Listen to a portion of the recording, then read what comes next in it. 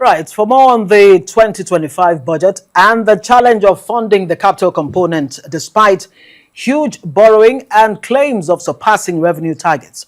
We're now joined by Vayala Kwanga. He's the Deputy Country Director of Budget, and Eze Onyekpere, Public Finance Management Analyst, joining us tonight on Newsnight. Hopefully they can provide answers to the multiple questions that we have tonight. Thank you very much, gentlemen, for joining us. Let me start with you, Eze Onyekpere. I mean, Nigeria's crisis of budget execution, growing budgetary allocations and shrinking results. Fundamentally, what do you think is at the root of budgetary non-performance, not living up to expectation, in spite of the growing, yearly budgets?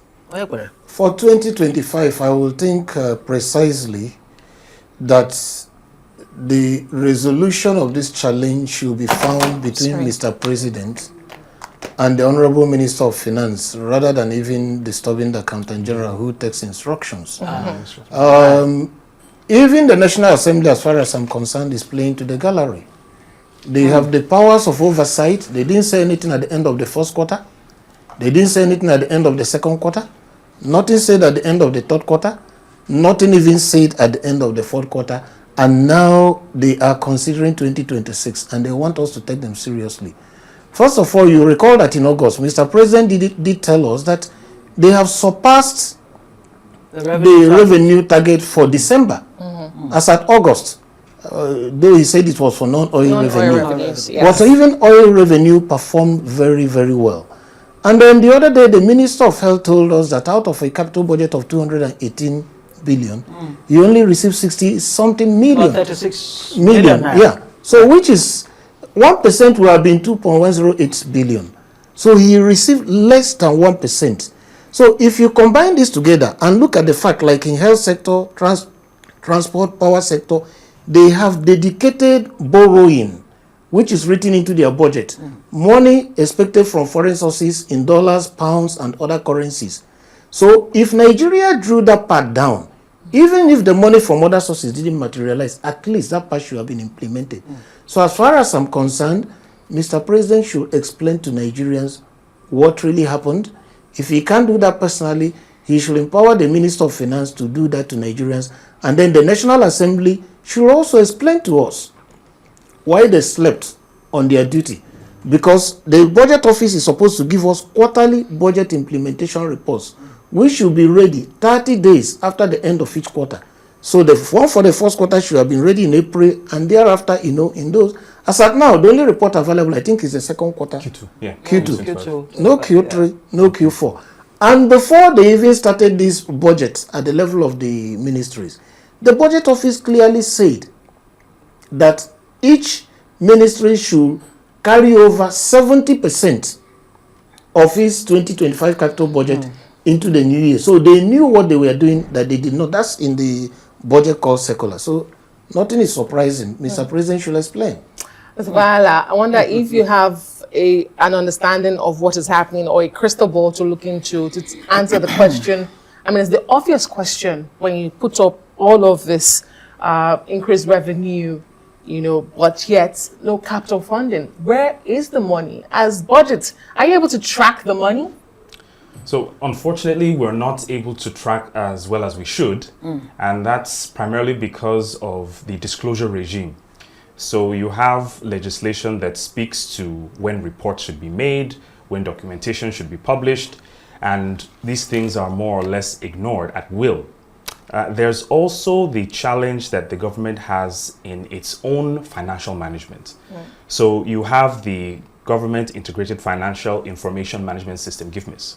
Now, GIFMIS was meant to be an ecosystem, if you will, that brought together revenue, expenditure, reporting, publishing, and all that, and sort of frame it in a way that it is comprehensive and it's under one roof, as it were. Unfortunately, the usage of GIFMIS, I'm not particularly sure how well it has transitioned to capital expenditure monitoring, because it monitors overhead and personnel, because those payments are made monthly. But capital expenditure, as at the last document I read, it's not clear if that has even fallen under GIFMIS comprehensively. And a lot of these government systems and frameworks tend to be initialized with a 10% of MDAs, then 20, then 30. It's gradual because you can't do it all at once. So it's not even clear how many MDAs of the government are even under GIFMIS. State-owned enterprises are not even under GIFMIS. So there is a massive case of underreporting. The revenue that we think we have, we likely have maybe 2 or 3 times that amount, because revenue from state-owned enterprises, assets, their surplus, the sale of the management of their dividends isn't being reported as part of the revenue that the FIRS or the NRS chairman now is reporting. General Revenue Service. So yeah, just to summarize, under the Buhari administration, we had something called Open Treasury. Open Treasury used to provide daily payment data for some overheads and some capital expenditure.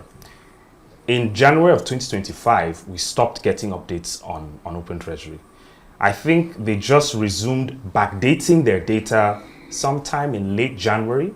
So, you know, just like my learned senior said, there is a lot of information that's simply not put out for the public to scrutinize, or even for analysts like ourselves to really go over. Which is really unfortunate. Onyekpere, what do you think is the underlying factor here? Because it looks like transparency is missing. So what exactly are we dealing with here? Is it, lack of capacity to put these figures together, or because really there's really nothing to report? And I'd also like you to address the issue of no 100% release for recurrent expenditure, while capital expenditure is, choked out. There is a capacity challenge, we must admit. You recall that these reforms were initiated during the Ngozi Okonjo-Iweala days. Right. And I recall in this very hotel at the Hilton, the big hall, Okonjo-Iweala used to sit down and engage some of us, asking her questions about the budget, medium-term expenditure framework, what government was planning to do for 2-3 hours, because she had the capacity to take those questions. But these days, you don't have anybody who could sit down with you. If you ask a question, it's like you are fighting the government. So there's a capacity challenge, one. Secondly, there is an impunity challenge, because somebody sits down and makes up his mind that he's not going to release money that's available. He's going to reprogram it in such a way that nobody knows except him. So there is nothing you can do to convince him to put it on GIFMIS or Open Treasury, because he knows that if he puts what he has done there, there will be an outrage. Okay? Now, if you don't pay salaries, workers will stop working in the next 1 or 2 months. Everybody will hear. So you cannot afford not to pay salaries. You will service debts.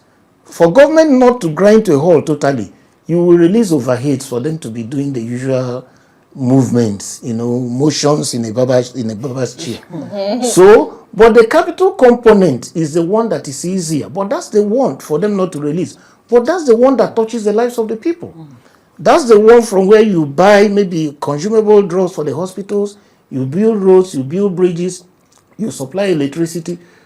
And if you don't do that, that means the government is marking time. The economy is stagnated. So even when I hear reports about the economy growing by 3 or 4%, I imagine if you had released the capital budget and it touched the people's lives, so if it's growing by 4%, possibly you could have hit 5 or 6%. So that, for me, there's a capacity issue. There's also an impunity challenge. That's the way I look at it. Mr. Fahana, let me ask you a similar question, because Mr. Onyekpere was saying that it's not the fault of the Accountant General, which the senators seem to pounce on today, and that the president needs to explain to Nigerians. But let me also remind Nigerians that some months ago, President Tinubu was said to be embarrassed and shocked that contractors were being owed in Nigeria. As much as 2 trillion naira. Exactly. And a committee was set up, including the finance ministers and some other ministers on that committee. Bayo Onanuga, the spokesperson for the president, told us that much, that the president was embarrassed and was shocked that that was happening. So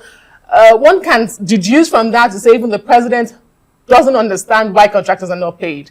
If the Accountant General should not be held responsible. The senators, it took the 2026 budget defense to understand the depth of the issues one wonders who should be held responsible, who should know. But more importantly, what is the consequence, or what are the consequences of this, what we have on ground, to Nigerians, to the economy? So, I mean, who should know? The interesting thing about accounting and government financial management is that there are usually several individuals involved in a particular transaction. So, as an MDA, I want to spend capital expenditure. I would have to pass my warrant or my authority to incur expenditure. The Ministry of Finance would have to sign. It would have to be seconded to you, the Accountant General, to go to the central bank to confirm there's money, so to be cash backed. So there are lots of people involved in these processes. So at every point, from the budget officers to the accountants in the MDA to the Ministry of Finance. By the way, the Minister of Finance is the head of the Cash Management Committee. So you can't tell me he doesn't know, whether money is being disbursed or not.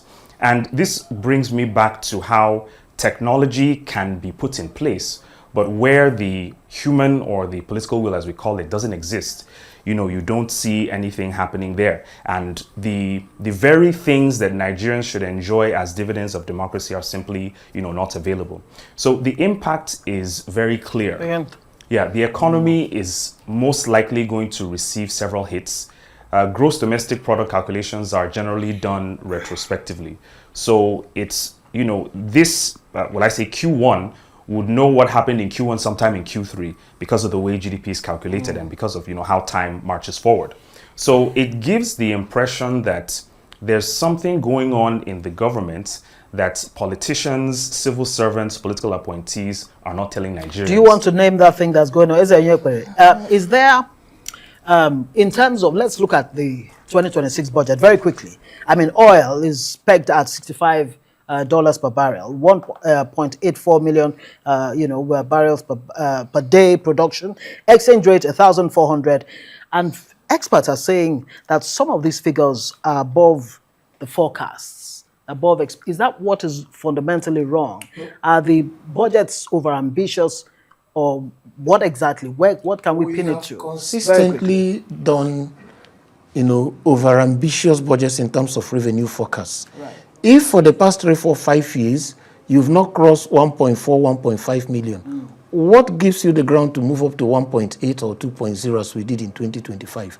So I think that we should budget more conservatively. Okay, we can base it on 1.5. If it becomes 1.6 and more money comes forward, we can do another budget, a supplementary budget to use extra money, rather than hoping for 1.8 when only 1.4 will come. I see you nodding very quickly. Do you agree with that? Yes, I mean, the ambition is very interesting because when you look at past performance, there's a clear sign that we always overshoot things and we tend to underspend. And now it's becoming more and more glaring. I hope that the National Assembly can rise to the occasion, although I share Mr. Onyekpere's skepticism that nothing really will be done because most of these gentlemen already have a clear picture of what should be.